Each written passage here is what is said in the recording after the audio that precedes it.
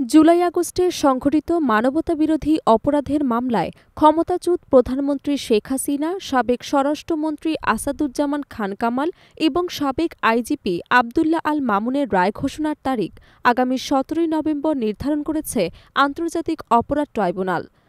Tribunal পুনর্গঠনের পর এটি হবে প্রথম রায়, যা ঘিরে দেশের রাজনৈতিক অঙ্গনে চাঞ্চল্য সৃষ্টি হয়েছে।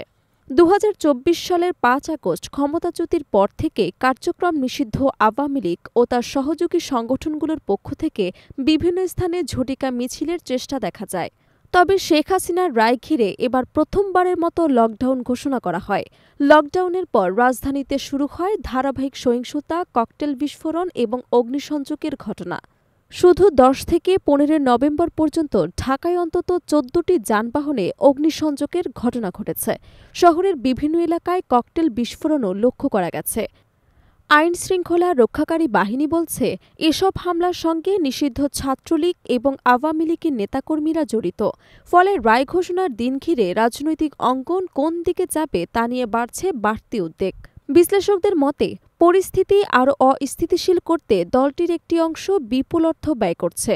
রাজনৈতিক বিশ্লেষক আলতাফ পারভেজ বলেন, আগামী দিনে আরও সহিংস কর্মসূচি আসবে। আগুন, বাস পোড়ানো এসব যেন স্থায়ী চিত্র হয়ে দাঁড়িয়েছে। ইতিহাসবিদ ও বিশ্লেষক ড. মোহাম্মদ সিদ্দিকুর রহমান বলেন, আওয়ামী লীগের হাতে অর্থ এবং অস্ত্র উভয়ই আছে। প্রায় ৮,০০০ নেতাকর্মীর কাছে অবৈধ অস্ত্র রয়েছে। এগুলো ব্যবহৃত হওয়ার আশঙ্কা উড়িয়ে দেওয়া যাচ্ছে না।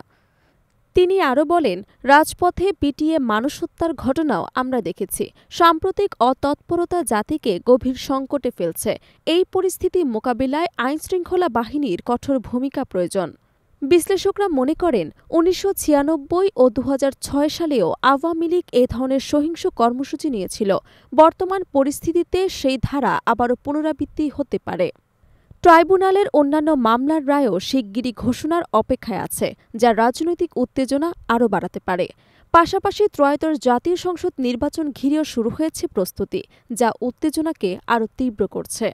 আলতাফ পারভেজ বলেন, আগামীতে আওয়ামী লীগ কর্মসূচি দেবে, অন্য দলগুলো বাধা দেবে। ফলে নির্বাচনকে কেন্দ্র করে নতুন করে সহিংসতার ঝুঁকি তৈরি হচ্ছে। গণ অভ্যুত্থানের পর আওয়ামী লীগের রাজনৈতিক কার্যক্রম নিষিদ্ধ করা হয় এবং দলটির নিবন্ধন স্থগিত থাকে। একই সঙ্গে নিষেধাজ্ঞার আওতায় পড়ে তাদের ছাত্র সংগঠন ছাত্রলীগও। বর্তমান পরিস্থিতিতে রায় ঘোষণার দিনকে সামনে রেখে সারা দেশে বাড়তি সতর্কতা জারি করা হয়েছে।